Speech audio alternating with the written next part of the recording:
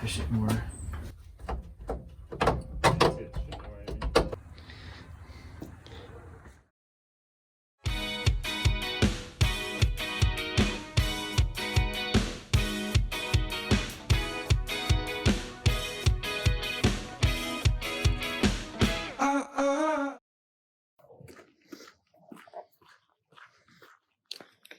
All right, I'm here at the junkyard to pick up a few parts that I need. The first is an electric radiator fan. Instead of getting some fancy, expensive aftermarket fan, I think I'm going to try pulling one from a donor car that supposedly fits the Challenger radiator perfectly, or pretty close. And that donor car is a mid-90s Ford Contour, and it has to be the V6. All right, here it is. Yep, okay, looks good.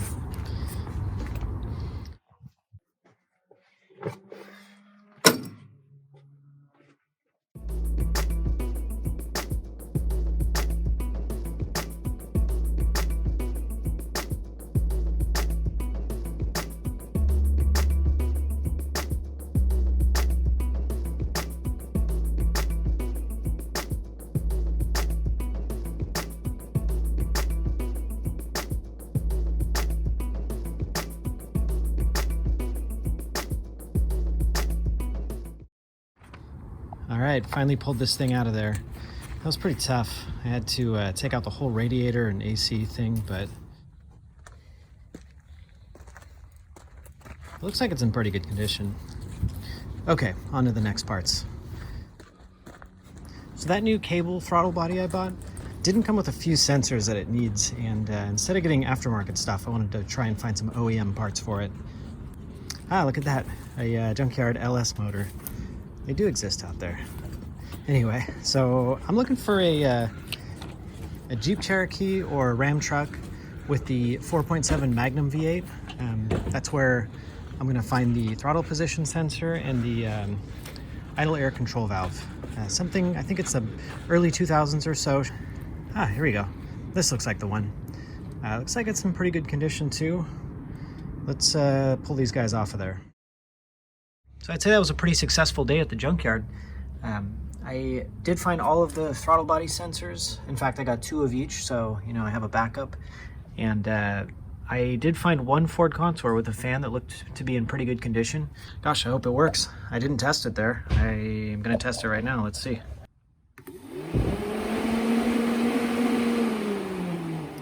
Okay, one side is good. That's good. All right, here goes the other one. Okay, good as well. Whew, that's good, because I don't think they accept returns. Awesome. So this is the cable-driven throttle body meant for swaps. And the one thing they don't come with are, this is like an idle air control valve, and this is the throttle position sensor. So they give you part numbers and they say basically take them off of a, from like an early 2000s Dodge 4.7 liter Magnum V8. So that's just what I pulled these guys off of.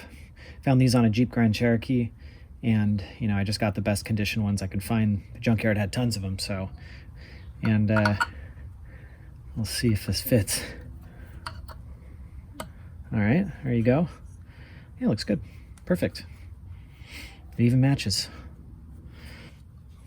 The throttle position sensors, I did buy 2 of each of these, and I noticed now that these actually look a little different. I mean, they look very similar, but slightly different and slightly different wiring connectors. So I hope one of these works. And then I guess I'll have to find another one of whichever one works so that I can have a spare that uses the same harness. Let's try this guy. We'll see. Yeah, there you go. Looks good. So one thing I've learned that's really important when swapping a transmission like this is the angle of the transmission, and in particular, the angle as it relates to the rear axle angle. So as I understand it, you want to get your transmission basically flat, you know, more or less a 0 angle, or maybe a slight downward angle is okay, you know, maybe 2 degrees or so. From what I read, these cars from the factory came with something like maybe a 2-degree downward angle, you know, so instead of being perfectly flat, it's like a little bit downward. But what's really important is that this downward angle matches the rear axle angle, or I should say usually you adjust the rear axle angle to match the transmission's angle. So if the transmission is slightly downward, let's say like that, the rear axle has to be also slightly upward. What you want is, I guess it would be more like that there. What you want is parallel lines here. So if your axle's pointing a little bit downward, that's bad. And if your transmission's pointing a little bit, like this, that's bad. Basically, you don't want them at the same height, but you do want the angle to be the same there. Technically, you actually might want just a slight downward angle for the rear axle. That way, when it's under load, it kind of tends to shift up. The tires apply torque, and then it becomes equal under load. But from what I've read, that's fairly minor. So as long as I'm pretty close to equal, I think we're pretty good. So for the few transmission swaps I've done in the past, I've used out-of-the-box cross members and things like that, so I really wasn't able to adjust much here. Or I guess I just never bothered to adjust the rear axle angle. And I have had some vibration problems in the past.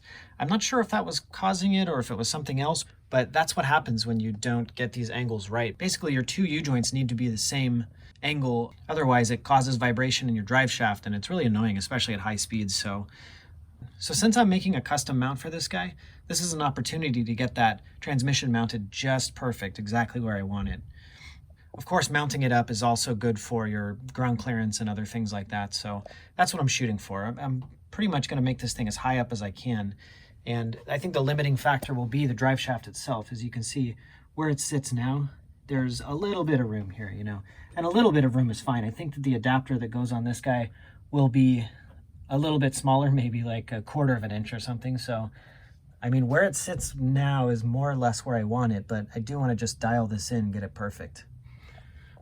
So I guess the first step is to make sure that the car is sitting exactly at the right height that I'm going to be running it at. And as it stands now, it's pretty close. I think that maybe the front end will come down just a little bit more. There is going to be some more weight added to this thing. I'm missing the hood, of course, and radiator filled with water and a lot of other little things. So I think this thing will settle down just a little bit more in the front. And that's good, because it doesn't quite have the stance that I want now. I do want the front end to sit just a little bit lower. Since this car has torsion bars in the front, that's actually adjustable. I can just turn the torsion bar adjuster and raise it up or down to my liking, So right now in the rear, it sits at just about 25 1/4 inches in the center. And in the front, it's sitting at about 25 1/2. So the front end is higher than the rear. And ideally I want it to sit, I think, somewhere around 24 1/2. So I think as a quick little solution, I'm just gonna let some air out of the tires here and settle this guy down to where I want it. And then we can start the transmission measurement.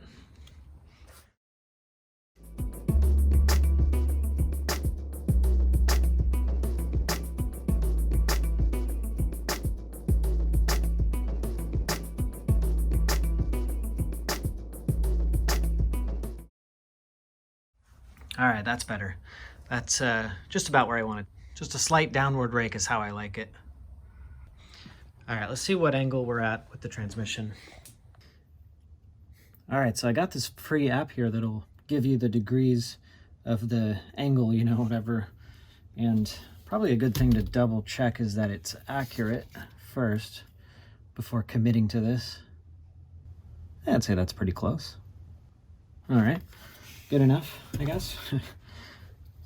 I guess the first step is to find a parallel line or something we think is flat. The important thing is that it's flat with the crankshaft and with the, I guess, the transmission main shaft or whatever.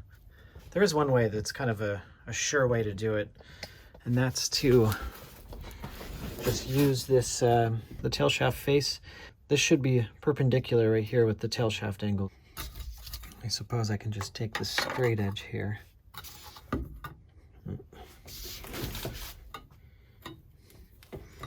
right. Hold that there. Yeah, there we go. Oh, shoot. There we go. I think the buttons here, my buttons were kind of pushing it up a little bit. I guess the phone method isn't perfectly accurate, but there we go. So I got it on the side there where it's not touching the buttons. 2.2. Yeah, okay. So just over a 2-degree downward angle, which I think is perfect. That's, from what I read, is just about factory. So I guess the first order of business is to figure out how to make a cross member for this thing. I guess the place to start is where the factory one bolted in, which is on the underside of this cross beam here. And I guess our mount is a little bit off center here. So I'm gonna have to do some sort of swoop around or something like that.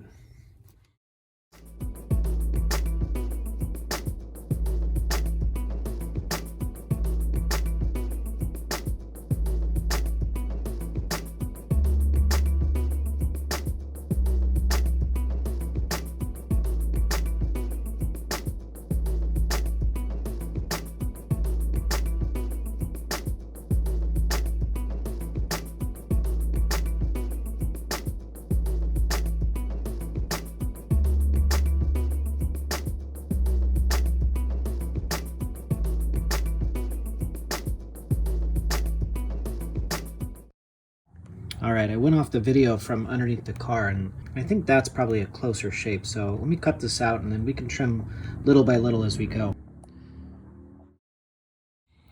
All right, well, here's the result of round 2 of trimming, and somewhere in the middle the camera stopped working, so I didn't really get a good shot at all the trims, but this came out pretty good. Definitely closer. It's a lot more solid looking than this guy.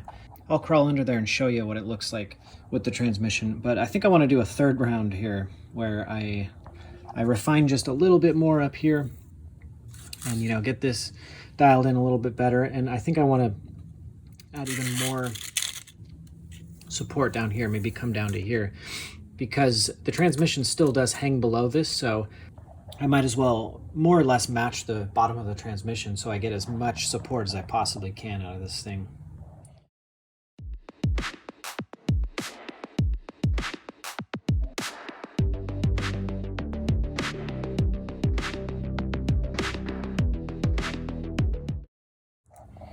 All right, there we go.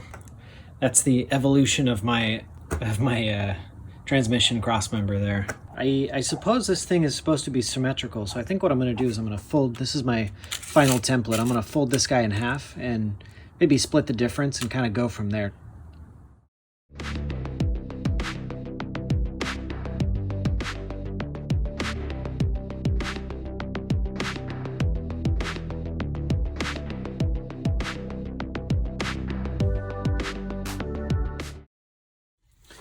You know, I noticed something weird when I was underneath the car and trying to get this transmission crossmember to line up, and it's that it doesn't really seem like this thing is centered, or I should say, it didn't really seem like it was fitting up perfectly symmetrical to that sort of crossbar thing that's welded to my floor. So I thought I would just, you know, double check that this transmission was centered, and check this out. I got this tape measure right on the edge of the door there. Got it on the edge of the door here, which is right at about 58. So you would think that the transmission would be a 29, but it's not. It's a 28, or just about 28. And I mean, for sure, this is where the drive shaft is supposed to be. You know, that's going to line up with the rear axle. That's strange, right? I guess I never really knew that.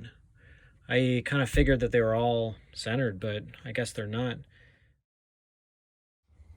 So I picked up some steel to rebuild my transmission tunnel and to rebuild those transmission cross members. I got this big sheet of steel here. This is 16 gauge, and that's gonna match the factory floorboard. So I'm gonna use this for my transmission tunnel. I got this guy.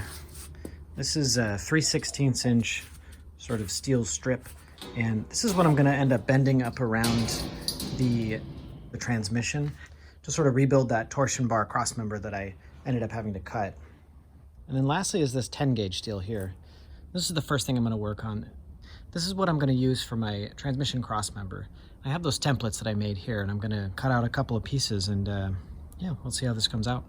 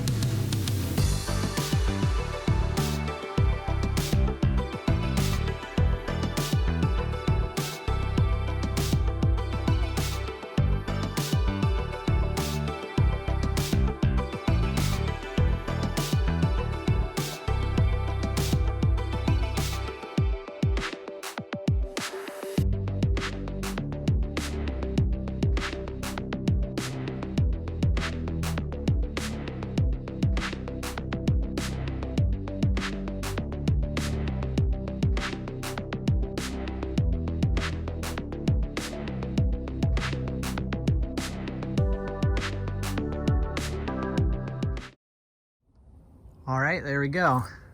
There's the two pieces, front and back. Probably have to do a little bit of trimming and a little cleaning up, but once they're fitting good in there, then we can start thinking about tack welding a little cross piece and actually building this thing out.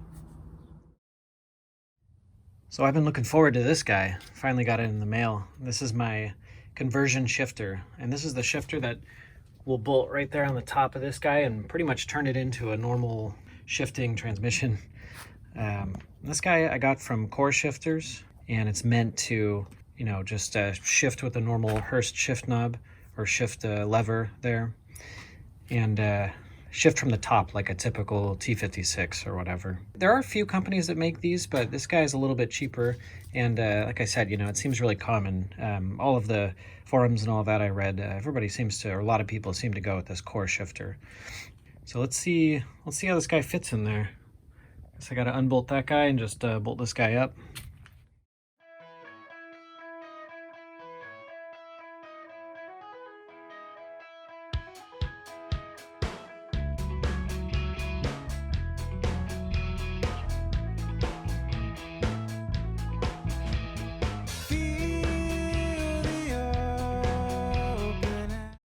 All right, there it is. Bolted up pretty good. No problems, everything fit. I don't actually have my shift lever yet. I wanted to get the shifter itself before I decide on which angle and which shift lever you know, I wanted to commit to, but this will work for now. Looks pretty cool, actually. So when you order one of these Core shifters, you're given a bunch of different options for the sizing of this shift lever thing here.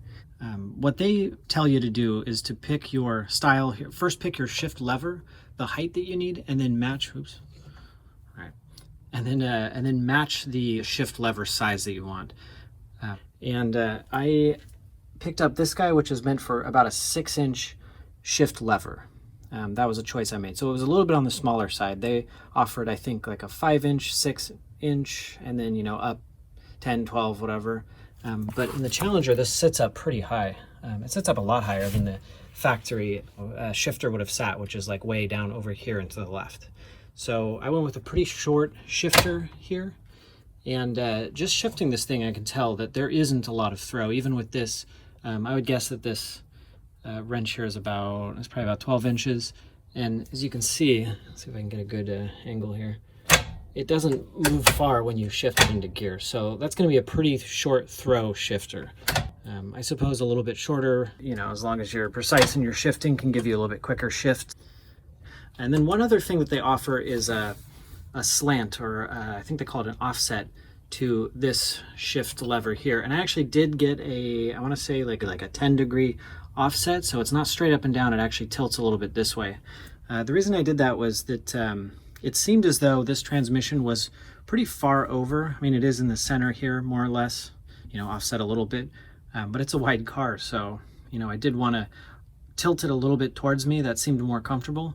And also, I do want to I am going to attempt to use the factory console in this thing. I'm not sure if I'm going to be successful yet, but I am going to give it a shot. And the factory shift knob is parked, or shifter, I should say, is parked somewhere over here.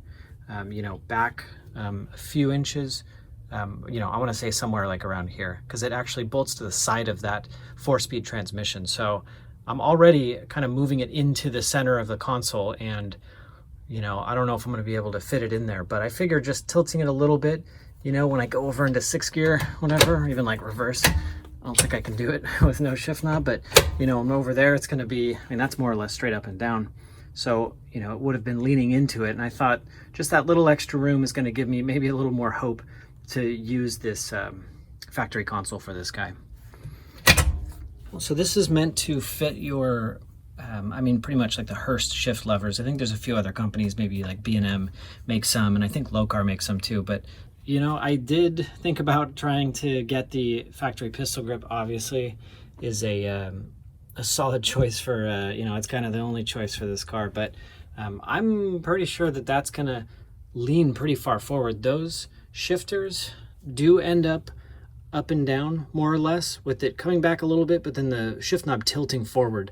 And already, if I'm holding my hand right there, it's pretty darn close to the dash, and that's a neutral. So if I were to put that over into, I think that's probably 3rd gear, my hand will be probably somewhere right here, and that's darn close to that dash.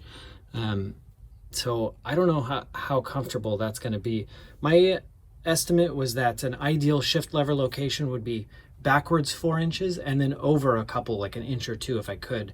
So this offset is going to give me, it's about 1 inch to the left, and I want to get a bent back shift lever so that it puts it about, they say more or less aligned with your steering wheel, and then towards the bottom of the steering wheel is ideal. So I need to get something that is set back quite a bit.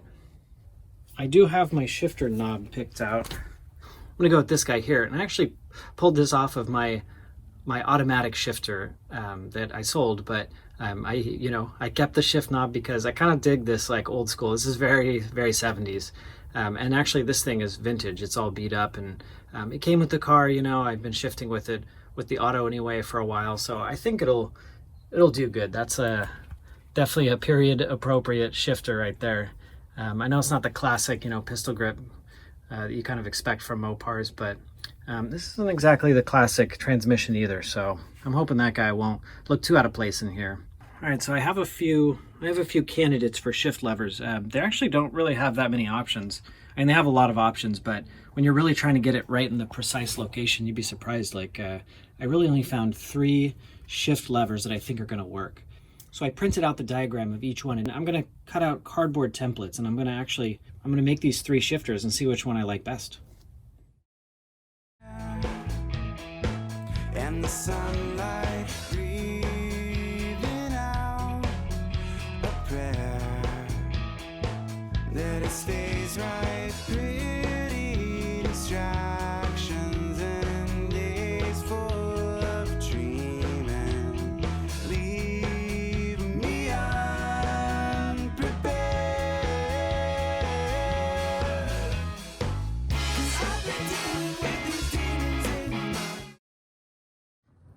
All right, I got my chair in there, got my cardboard things. Let's see if we can test these guys. All right, first up is my first pick, and that was that 8-inch stick with the 3-inch offset.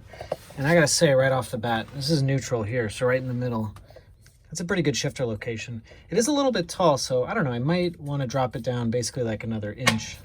I guess the real test is 6 gear, which is, I think that's it. At least a forward gear here. That's not a far reach. That's still comfortable. No, that feels pretty good. Actually, I'm pretty excited about this guy. I think this guy might be the winner here. All right, next up is this shifter that is pretty much the same as the last one, but turns up at the end. And it does raise the height up another 1/2 inch or so, but it has the same or very similar setback. This shift lever is actually a Hurst replacement for a Fox Body Mustang, actually, in case you're curious. That's kind of funny. I have a Mustang shifter in here. I can tell you that extra inch does feel a little tall. This puts the shifter up like about halfway into the steering wheel, so that's actually kind of on the tall side. And then this guy turning up, I don't really feel like is necessary, because they do make the pistol grip shift knobs that look kind of like this actually, with the hole in the bottom. If you went with something like that, then that actually might be more of a natural angle. That's probably what I would go with if I did do more of a vertical shifting lever.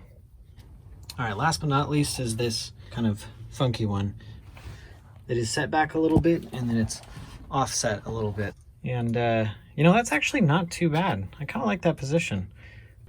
Gosh, it's gonna be a tough call. Let's see, first gear, right about there. Yeah, kind of like that. I like the height here. I think at this point I am leaning towards this first one, kind of my instinct to go with. The position isn't that far off. It's pretty close, and I can drop it down a little bit to bring it, pretty darn close to where this guy is. It doesn't have that offset to the left, but it's not a deal breaker. Gosh, while I'm here, I really should cut out a pistol grip shifter template. I think now that I'm here, it really would be a shame if I didn't at least see how it's going to fit in there, just for science. I'm curious if it hits the dashboard. It's going to be something like that, but tilted back.